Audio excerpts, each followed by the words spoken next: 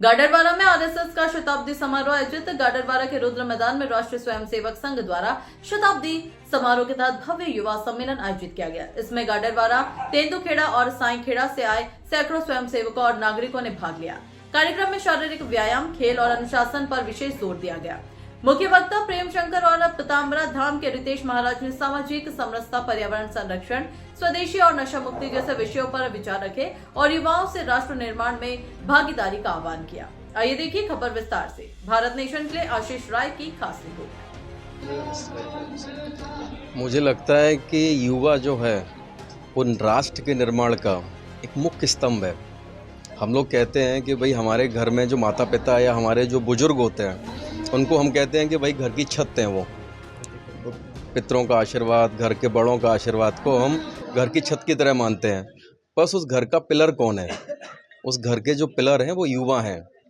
पर अगर उन युवाओं में उस देशभक्ति के प्रति जागृति, देशभक्ति के प्रति लगाव और जीवन में अनुशासन अगर आएगा तो मुझे लगता है कि एक हम सफल राष्ट्र का निर्माण और अच्छे से कर पाएंगे, जैसे राष्ट्र को हम देखना चाहते हैं। हम लोग देखते हैं कि हमारे अंदर जो है, हम जब बड़े होते हैं, जब युवा होते हैं, तो हम अपनी अंदर अपनी जिम्मेदारियों का अनुभव करते हैं कि भाई हमारे अंदर जिम्मेदारियां आ चुकी हैं। पर वो जिम्मेदारियां हैं क्या? हम देखें, अगर एक व्यक्ति कहता है कि मेरे अंदर बहुत सारी जिम्मेदारियां हैं, तो मुझे लगता है वो उन जिम्मेदारियों में वो अपने और अपने परिवार को अपनी जिम्मेदारियों में मानता है।